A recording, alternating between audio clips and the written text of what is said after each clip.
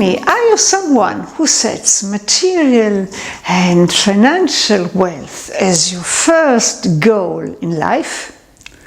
In a way, you're right, because we live in a world in which material security, a good regular salary or other secure income are indispensable. They apparently guarantee us not only survival, but all the desires of a comfortable life. More than ever, wealth seems to guarantee not only survival, but also an important status. It is true that the image of Uncle Scrooge from Walt Disney diving into the pool filled with money is a useful symbol of how to associate money with an emotion of happiness. Although it is said that money doesn't make happiness, it is fundamental for our society. Now, Marilyn Monroe once famously said, "If I'm going to cry, I'd rather do it in the back seat of a Rolls Royce than in an underground wagon."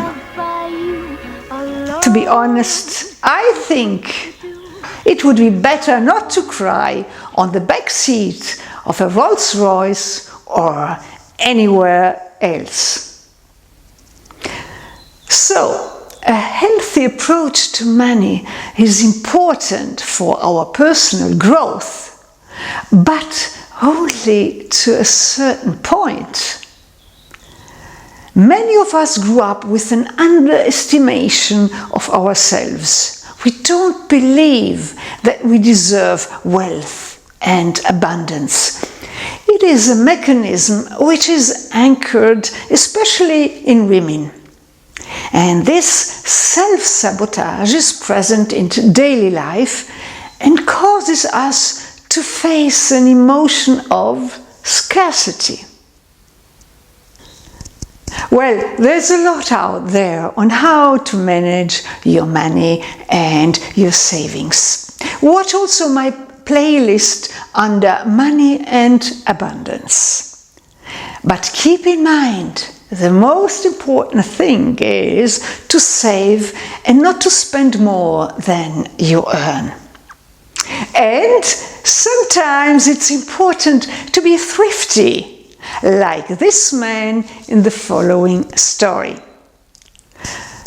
A man gets on the bus and immediately asks the driver, "Excuse me, do you have to pay the fare for a flower too?"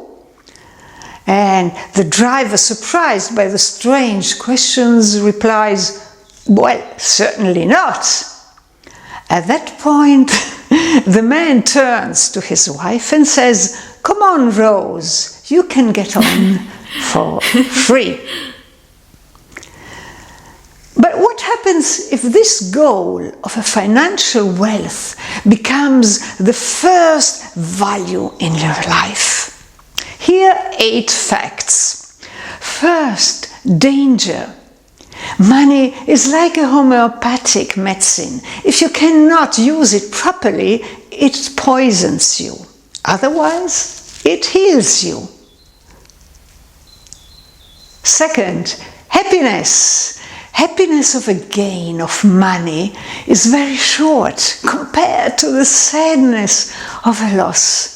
The curve of an unexpected gain rises for a moment to fall after a short time, while the curve of despair of a money loss rises and remains constant for a long, long time.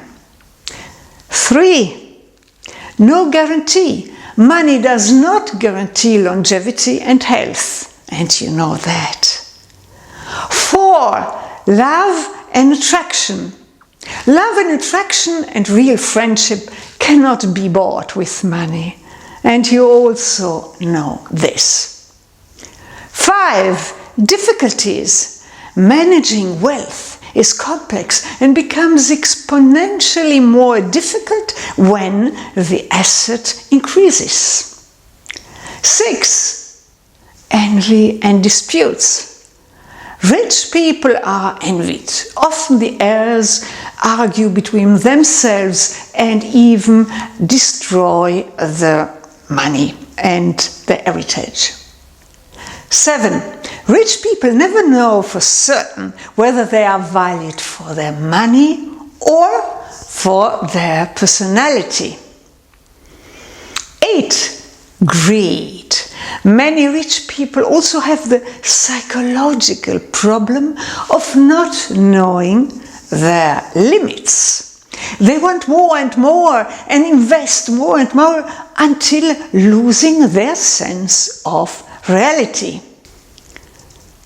A study of sharks has shown that when their chances and possibilities are too high, their testosterone level reaches dramatically high levels, and so the shark risks more. He leaves its safe territory to venture into unknown and dangerous waters.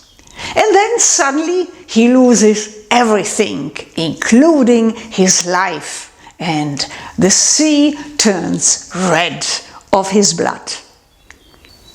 So, what could be a reasonable solution? We should envisage a philosophical and conscious approach to the management of our money. Otherwise, you will fail for sure. But what is a philosophical approach? Well, putting joy of life on top of your list and not a financial goal. Joy of life means much more than just enjoying the simple moment, because this awareness you will get and the understanding will show you that first there is a universal intelligence guiding our lives, much more powerful than we are. We might call God. Second, everything that happens is useful for our personal development and experience, even if we don't understand it immediately. 3. Life offers much more lightness and simplicity than you can imagine. You will be less anxious and attract more wealth. 4. This joy of life allows you to be more empathic and not so self-centered. 5. Money is not everything. A joyful life brings you easily to your life mission and let you discover that you have an important task in your life. So, a rich man is only a poor man with a lot of money, said Aristotle Onassis. And so you will notice that when you go this path of a joyful life first and not putting your goal, your financial goal, on top, you will discover that there is a benevolent intelligence which is taking care of you. Discover it on your own. This is magic.